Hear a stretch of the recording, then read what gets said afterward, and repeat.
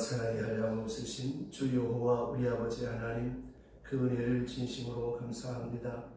오늘 아침에도 건강한 몸으로 눈을 뜨게 하시고 먼저 성전을 사모하게 하시며 주님을 사랑하는 간절한 마음으로 주님 앞에 달려나올 수 있도록 우리의 발걸음과 우리의 거룩한 모임과 그리고 우리의 생각과 뜻을 주장해 주신 하나님께 감사와 찬송과 영광을 주께 돌립니다. 주께서 일으켜 주셨기에 일어날 수 있었으며 주께서 불러주시기에 이렇게 나올 수 있었고 또 주께서 용납해 주심으로 거룩한 자리에 앉았습니다. 하나님, 저희들이 무엇이간데 이처럼 사랑하여 주셔서 모두가 할 수 있지만 모두가 할 수 없는 이 거룩한 시간, 이 경건한 시간 주의 존전에 서서 찬송하며 기도하며 살게 하시는지 다만 그 은혜와 그 사랑을 다시 한번 감사하고 감사합니다. 주여, 주께서 우리를 이렇게 사랑하셨사오니 이제 끝까지 인도하시며 우리가 요단강을 건너가는 그날 아침까지도 주님 앞에 나와 찬송 부를 수 있도록 끝까지 인도하여 주시옵소서. 숨질 때 되도록 주를 찬송할 수 있게 하옵시고 우리의 생이 다하도록 우리의 몸과 마음과 충성을 다하여 주님만을 섬길 수 있는 생이 되게 하여 주시옵소서. 하나님 아버지, 이제 남은 시간 나 자신을 기쁘게 하고자 하는 생은 지난 날로 족하고 이제는 어찌하든지 주님만을 기쁘게 하고자 하는 그런 인생을 살아갈 수 있도록 도와주시옵소서. 주여, 물질과 함께 삽니다. 그러나 물질의 노예가 되지 않게 하옵시고 음식을 먹고 살지만 우리는 더 높은 영의 양식을 사모할 수 있는 생이 되게 하여 주시옵소서. 세상에 매여서 하나님의 나라의 뜻을 잊어버리지 않게 하옵시고 육신의 일로 인하여서 하나님의 뜻을 무너뜨리는 저희들이 되지 않도록 도와주시옵소서. 나로 인하여 하나님의 말씀이 모든 사람에게 전파되게 하시고 나로 인하여 많은 사람이 위로와 소망을 얻고 또 권면 있는 생을 살아갈 수 있도록 우리에게 하늘의 신령한 지혜와 그리고 믿음을 더하여 주시옵소서. 그리하여서 하나님 아버지, 언제나 다른 사람의 마음을 아프게 하던가 남에게 손해를 끼치던가 혹은 근심되는 그런 생을 살지 않도록 도와주시옵소서. 항상 주의 말씀과 동행하며 주의 뜻을 항상 사랑하며 주님만을 따라가되 기쁜 마음으로 따를 수 있고 하나님의 일을 하되 자원하는 마음으로 할 수 있도록 인도하여 주시옵소서. 이 아침에도 사랑하는 권사님과 함께 귀한 말씀을 나누겠습니다.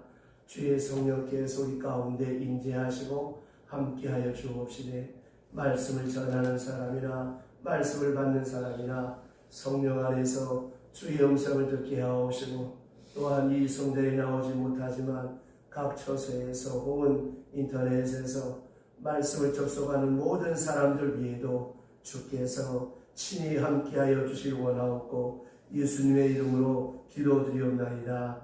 아멘. 하나님의 말씀 어제 아침 이어서 오늘도 갈라디아서 3장 10절로부터 14절의 말씀을 보겠습니다. 갈라디아서 제 3장 10절로부터 14절.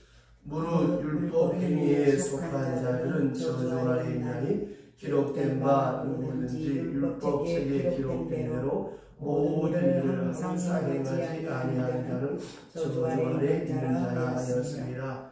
또 하나님 앞에서 아무 율법으로 말미암아 의롭게 되지 못할 것이 분명하니 이는 의인으로 믿음으로 살리라 하였습니다.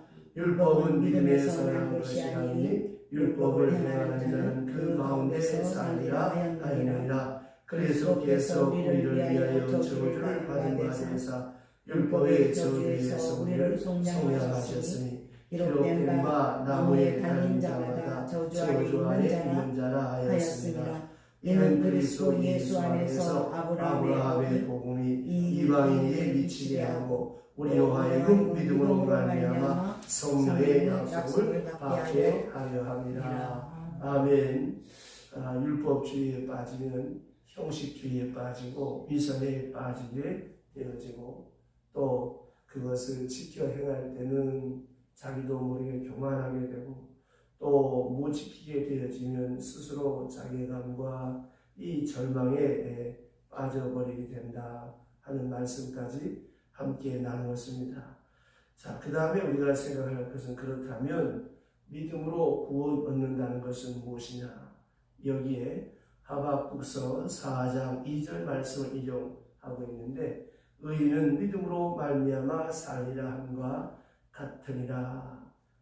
이 사도 바울은 이 하박국서 4장 2절 말씀을 인용해서 믿음으로 말미암아 의롭다 함을 얻는다라고 하는 교리를 전개하고 또 하나가 구약에서 가장 중요하게 드러난 것이 바로 아브라함이 하나님을 믿음에 하는 말씀입니다. 그러니까 바울은 아브라함이 하나님을 믿음에 하는 그 말씀과 또 하박국서 4장 2절에 의인은 믿음으로 말미암아 살리라 하는 이 말씀의 뿌리를 두고 믿음으로 사는 것이 어떤 것인가 하는 것에 대해서 말씀하고 있습니다. 자, 서울대학이 참 좋습니다.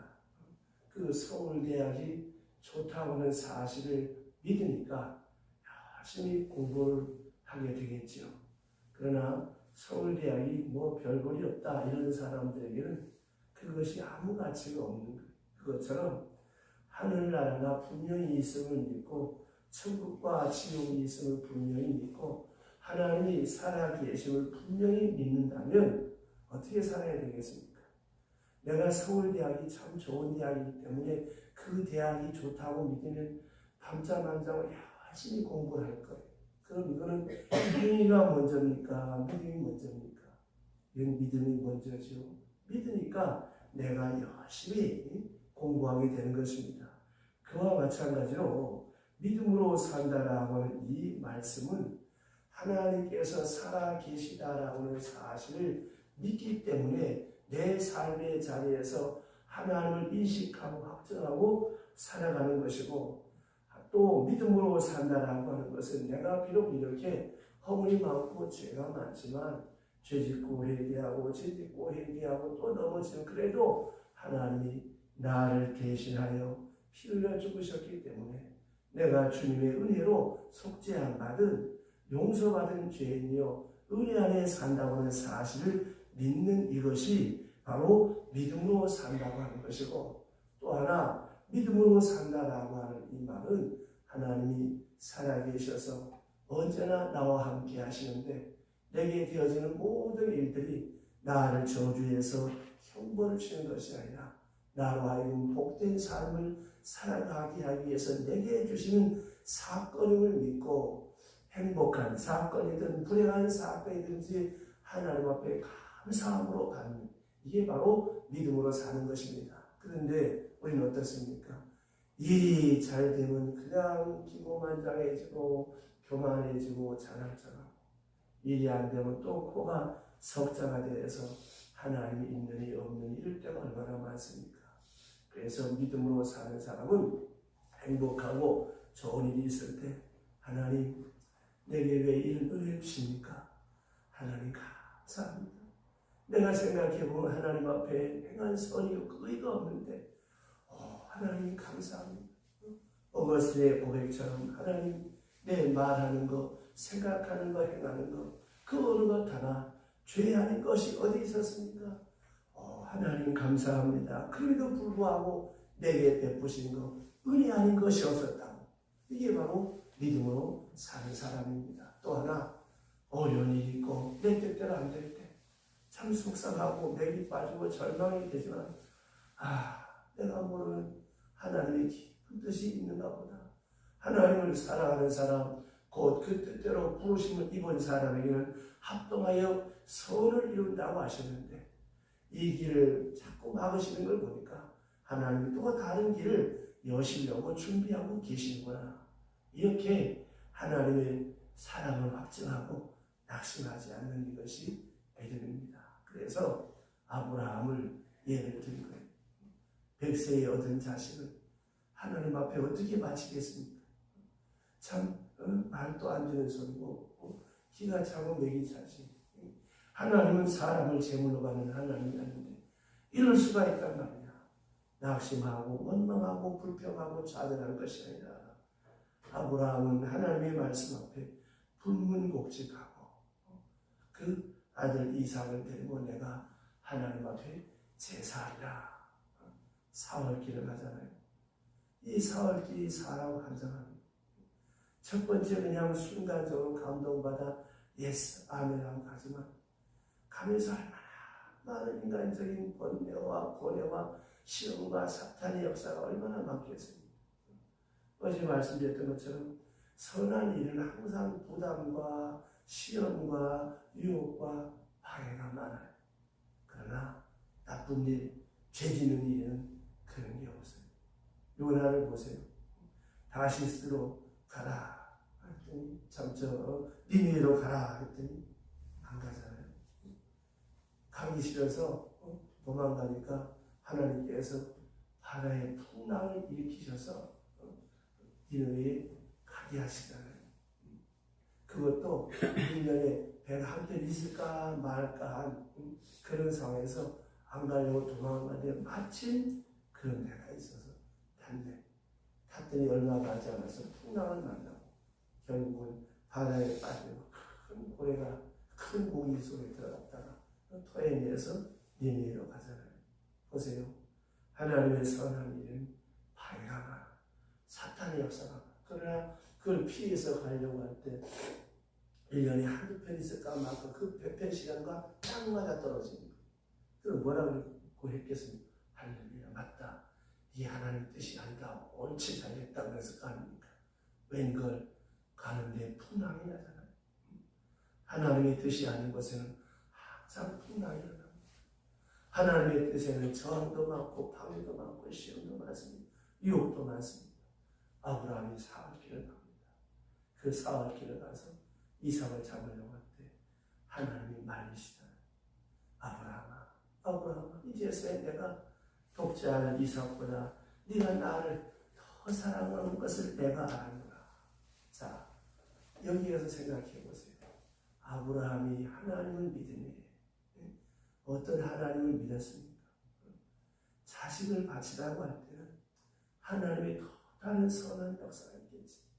참 내 가슴을 쓸어내고 또래내는 같이 그런 아픔이지만 하나님 앞에 순종한 거예요. 그 너머에 있는 하나님의 선한 역사를 믿었어요. 이게 믿음으로 사는. 근데 놀랍게도 하나님께서 수풀에 수양 한 마리를 딱 준비해놨잖아요. 여호와 이레 하나님. 여러분 우리가 알면 얼마나 알겠습니까? 머릿속으로 생각하고 해안의 밭대자 IQ 200 안에 조화 밭대자 175, 175 이 정도인데 그 이상도 그 이하도 알 수 없지만 하나님은 우리보다 앞서 우리를 인도하고 계시다는 사실을 믿고 살아가는 것입니다. 그래서 오늘 말씀에 보면 참 중요한 주제 하나가 있는데 율법은 믿음에서 난 것이 아니다. 엄청난 슬픔입니다. 율법은 믿음에서 난 것이 아닙니다. 여기서 바울이 뭘 말하고 있는가 하면 율법이라고 하는 것은 믿음의 차원에서 이해할 수 있고 또 인간 차원에서 율법을 이해할 수 있습니다. 다시 말하면 예수님께서 생각하는 그 율법이 뭐냐면 그는 은혜 안에서 생각했다고 하는 거예요. 율법을. 자, 안식일의 주인이 누구냐? 예수님 말씀이 아주 중요한 명제입니다. 아주 명언입니다. 사람이 안식일을 위해서 있느냐? 안식일이 사람을 위해서 있느냐? 자, 이스라엘 사람 율법을 생각할 때에 율법적 증거에 가장 골치 아프게 생각하는 율법이 뭐냐면 안식일입니다. 지금도 그 사람들은 이 안식일을 최고로 이렇게 중요하게 생각합니다. 그리고 어떤 분은 그렇게 말합니다. 이스라엘이 안식일을 지킨 것이 아니라 안식일이 있었기 때문에 안식일이 이스라엘을 흩어지지 않도록 이방에 개게 되었지만 이 안식일을 지키는 것 때문에 이스라엘이 흩어지지 않았다. 그래서 안식일이 이스라엘을 지켰다. 참 일리가 있는 말씀입니다. 그만큼 그들은 안식일 중심의 종교를 유지하고 있었습니다. 그러면 이제 예수님 말씀이 무엇이냐면 안식일을 지켜서 구원받는다고 하는 말이 아니고 사람을 위해서 안식일을 주셨다라고 하는 겁니다. 자, 왜 주셨느냐? 쉬라고, 은혜 받으라고, 축복된 생을 살라고, 행복하라고 주신 것이 안식일이라고 하는 것인데, 자, 그런데 이걸 지키냐 못 지키냐, 지켰다고 복받고 못 지켰다고 저주받고 못 지킨 사람은 형벌을 받고, 그런 말씀이 아닙니다. 이게 그렇게 지키는 문제가 아니거든요. 그러니까 율법이란 도대체 이게 뭐냐? 믿음으로 이해하는 율법은 율법도 은혜라는 것입니다. 그래서 늘 말씀드립니다마는 살인하지 말라고 하는 법은 하나님께서 우리를 사랑해서 우리를 사랑해서 생명을 위해서 생명의 보존을 위해서 주신 법이요. 간음하지 말라고 하는 법은 순결을 지키라고 하는 법이요. 도적질하지 말라는 것은 사유재산을 지키라고 주시는 법이요. 거짓 증거하지 말라고 하는 것은 우리 인격을 지켜주시는 하나님의 사랑입니다. 그러니까 이 예수 믿는 사람이 율법을 지키는 것은, 이 십계명을 지키는 것은 어디까지나 형벌이나 저주가 무서워서가 아니라 은혜로 지킨다라고 하는 이것이 여기에서 다른 것입니다. 그러니까 이 십계명, 이 율법을 놓고도 은혜로 지키느냐 율법으로 지키느냐, 이게 다르다고 하는 말입니다. 그래서 율법으로 받는다라고 할 때 그것은 인간적인 것이요, 나 중심적인 것이 됩니다. 그러나 그것을 은혜로 받는다고 할 때는 어떻습니까?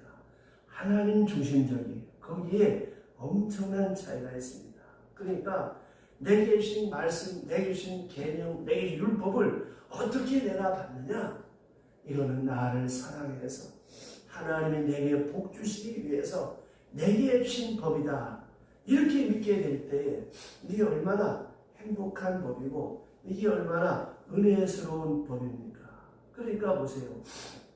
우리가 어떤 일을 하든지 간에 하나님이 내게 이렇게 복되게 하기 위해서 내게 주신 사랑으로 주신 하나님의 은혜다. 이렇게 받게 되면 이것은 기쁘고 즐겁고 행복한 것이 됩니다.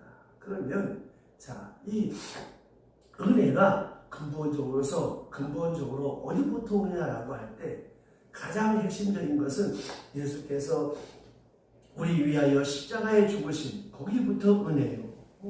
그는 저주를 받으사 그랬습니다. 예수께서 우리 대신에 십자가를 지셨어요. 이것이 은혜의 뿌리입니다. 사도 바울이 말한 것처럼 로마서 5장에 가서 보게 되면 내가 하나님과 원수 되었을 때 주께서 나를 위하여 죽으셨다. 그 사랑이 나와 함께 하는데 하나님이 나를 오늘 사랑하지 않을 이치가 없다라고 하는 것이죠. 반드시 사랑한다는 것입니다. 내가 하나님과 원수 되었을 때도 사랑하시는 하나님이신데 십자가에 죽으시는 그 거룩한 역사로 사랑을 확증해 주셨는데 내가 오늘 죄 좀 짓고 내가 좀 실수 좀 한다라고 하더라도 또 주님의 일을 위해서 뭐가 좀 이렇게 힘쓰고 있는 이 나를 하나님께서 버리시는 일이 없을 것이다 라고 하는 것이죠.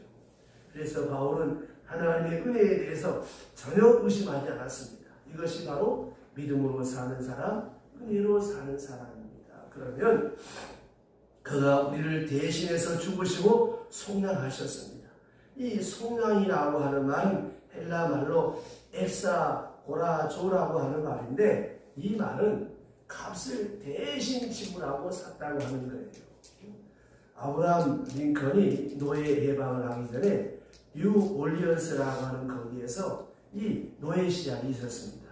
어느 날 아주 돈 많은 사람이 노예 시장을 지나다 보니까 한 17살밖에 안 된 소녀가, 흑인 소녀가 노예로 지금 이제 경매 시장에 나와 있는데 바들바들 떨면서 울고 있는 거예요. 그냥 지나칠 수가 없어서 이 노신사가 내가 저 노예를 사야 되겠다 하고 노예 시장에 들어갔는데 세상에 경매가 붙네. 그 옛날이니까 100불, 500불, 300불 경매가 붙다가 결국 1450불까지 올라가서 아주 비싼 돈을 주고 이 노예를 사서 자기 숙소로 데리고 와서 하는 말이, 나는 오늘 내가 너를 샀다마는 내가 너를 우리 집에 데리고 가서 일시키려고 산 것이 아니라 너를 자유하게 하기 위해서 내가 너를 샀노라. 이제부터 너는 자유다. 그리고 그 노예의 증서를 보는 앞에서 찢어버렸습니다. 자, 이제 너는 자유인이다. 너는 어디 가서든지 마음대로 행복하게 살아. 그랬습니다. 하룻밤을 자고 나서 이 흑인 노예가 그 노신사에가 선생님, 저를 정말 사셨습니까? 샀지. 분명히 내가 너를 놓아주기 위해서 샀느니라. 그러면 선생님, 이제부터 내가 내 마음대로 살아도 되는 겁니까? 그러지 않은 노신사가, 그럼 그렇지. 내 마음대로 살아야지. 그럼 선생님 좋습니다. 그러면 나는 이 집에서 이제부터 선생님 집에서 한평생 선생님을 주인으로 모시고 살겠습니다. 자, 이게 바로 은혜라고 하는 거예요. 이게 구속이라고 하는 것입니다. 우리는 팔렸어요. 죄값을 다 지불하시고 주님께서 우리를 사셨어요. 사서 내게 자유케 하셨어요. 이제 우리는 자유의 노예가 되었습니다. 아무에게도 매일 것이 없어요. 저주에 매일 것도 없고 율법에 매일 것도 없고 이제 즐거운 마음으로 감사하는 마음으로 율법을 행하고 감사하는 마음으로 주의를 하는 것입니다. 이거를 잊지 말아야 하는 것입니다. 그러니까 논리적으로 생각하면 죄값은 사망입니다. 죄인은 저주를 받습니다. 그런데 의인이 내 대신 저주를 받았습니다. 그 말은 죄인이 구원받았다고 하는 뜻입니다. 의인이 죽는 걸 보고야 우리는 죄인이 산다고 하는 것을 믿을 수 있는 것이다 라고 하는 것을 꼭 잊지 말아야 합니다. 왜? 대신 죽었기 때문에. 오늘 주신 말씀에 아브라함의 그 축복의 역사를 증거합니다. 이방인에게 베푼 은혜를 실제적으로 설명합니다. 그리고 성령의 약속을 말합니다.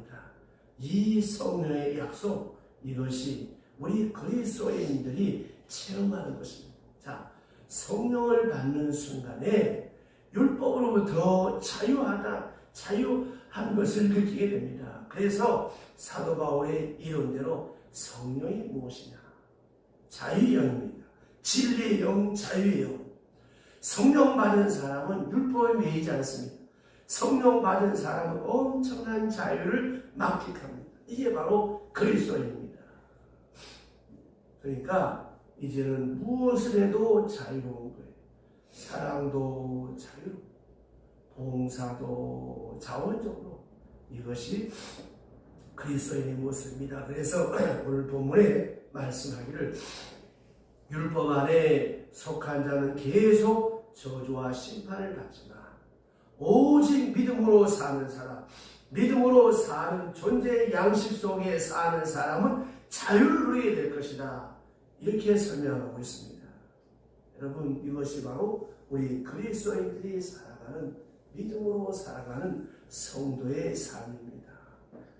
예수께서 나를 위하여 죽으시고 부활하셨다라고 하는 것이 예수를 믿고 예수를 사랑하는 자에게는 그게 바로 나 자신의 일이요, 나 자신의 일로 체험되는 것입니다. 이것이 은혜요, 성령의 역사요, 구원의 본질입니다.